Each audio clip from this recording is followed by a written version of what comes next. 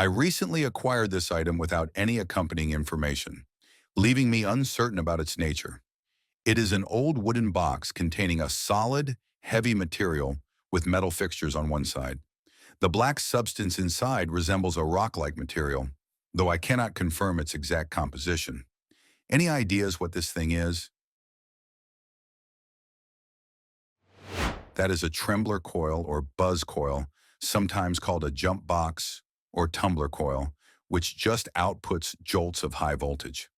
They had a few uses, but in this case it was probably used to provide ignition to an automotive engine, early 20th century.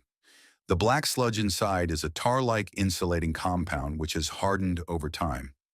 On a Ford, I don't think this is from a Ford, but they used a few different models. If it is, then it is perhaps a tractor model. That compound was called Ford hydroline.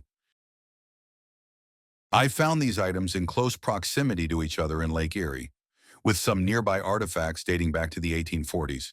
They measure approximately 4 inches by 4 inches and consist of an iron curve mounted on a rectangular base, which features two holes, one oriented horizontally and the other vertically.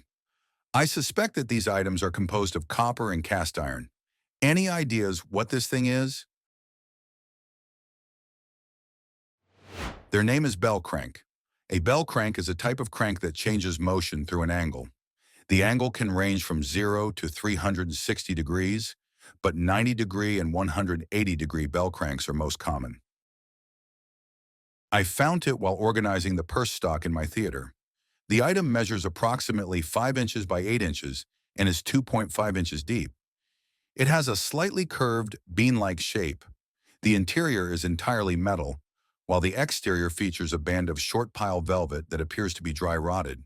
It includes a leather handle similar to that of a purse. I have not found any markings or writing on it. The side that slides out, which contains a cage, has air holes on the cover and fits into a channel inside the bag to prevent rattling.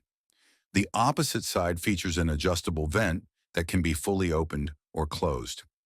My best hypothesis is that it was designed to hold something that required ventilation, possibly coals for warmth to be held against the body in winter, or incense to allow the fragrance to disperse through the holes. I have researched bed warmers and curfews, but none match this shape, and I have also looked into Victorian, antique, and vintage portable heaters. I am fairly certain it is not a muff warmer, as I have not encountered any that resemble this design in my searches.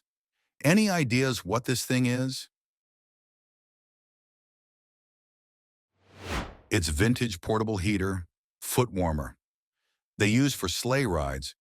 Fill it with embers from the fire, and it kept your feet warm, or could be on your lap as a hand warmer. The interior cage keeps still burning embers away from the outer edges. By the time coals fall to ash and can get through, they're burnt out. The cross-shaped adjustable hole pattern is a vent to open close to control the flow of air into it, which in turn controls the burn rate. You wouldn't want it wide open, just so there's enough oxygen to keep the coals burning at a slow, steady rate. This has been stored in my family's garage for several years. Is it a type of nut? I have never encountered one of these on a tree, but it seems to resemble a nut or perhaps something more significant. It is also relatively lightweight and could potentially be used for woodworking.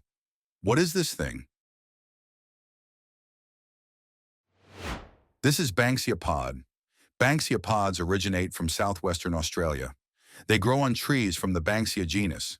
However, of the many Banksia species, typically only the pods from the bull Banksia, Banksia grandis, are large enough and solid enough to be used for wood-turning applications. These pods are commonly compared to pine cones. Though Banksia trees are not conifers and aren't related to pine trees, Pinus genus, the seed pod itself is considered the fruit of the tree. In woodworking applications, Banksia pods range in size from 4 inches to over 12 inches long, with a diameter ranging from 2.5 inches to 5 inches wide. Just under the exterior of the pod, there is an area of reddish-brown fuzz-like material. Further toward the center is the denser, wood-like core. The seed cavities can reach well over halfway into the pod, giving turned projects a very unique appearance and texture. Some woodturners fill these voids with resin or other colored inlay materials, while others choose to showcase the openings as a prominent design feature. I work at a power plant in downtown Charleston, South Carolina, and we found this buried in a wooded area on the property. It sparked a lot of debate at the plant. It appears to be made of cast iron, about 3 or 4 feet long, and weighs over 100 pounds. Personally, I think it might be a Civil War era cannon. We've cleaned it up and examined the lettering, but haven't had any luck. After hours of searching on Google, I still haven't found any information on what it could be. Anyone know what this is? It's fire hydrant. Middle piece of an eddy flow control valve, probably 1910 to 11. This is similar to hydrant shutoff valves in current use. It probably was related to hydro, or if the utility plant used steam, a large 6 or 8 inch service line for the plant. I'm guessing the plant went offline somewhere between 1950 to 1970. This would fit that service lifetime. It's an old keepsake found in the back of a garage. The original owner worked with a lot of different machines in a university lab and the Army Air Corps in World War II. I know he worked with microwaves, MRI machines, and that sort of thing. It measures 1 by 2.5 inches and appears to be a component of a laser or magnetron. It seems likely that it was cut in half to illustrate the cross-section for educational purposes. Hoping someone might know what the original component was? This device is called a klystron, which serves as a high-power microwave source, functioning similarly to an electron beam whistle. I found this item at a thrift store in Tennessee. It is a metal piece featuring a small hole in the shape of a flower, along with 2 round bent metal sections adorned with intricate holes at both the top and bottom. Weighing approximately 1.3 pounds and standing 5.5 inches tall, the circular elements evoke the appearance of lace and can be bent with some force. I think it could potentially serve as an incense burner or a holder for pens or quills. Any ideas what this thing is?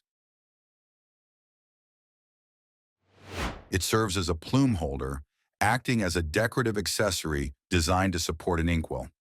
When not using the plume, you would store it upright on this.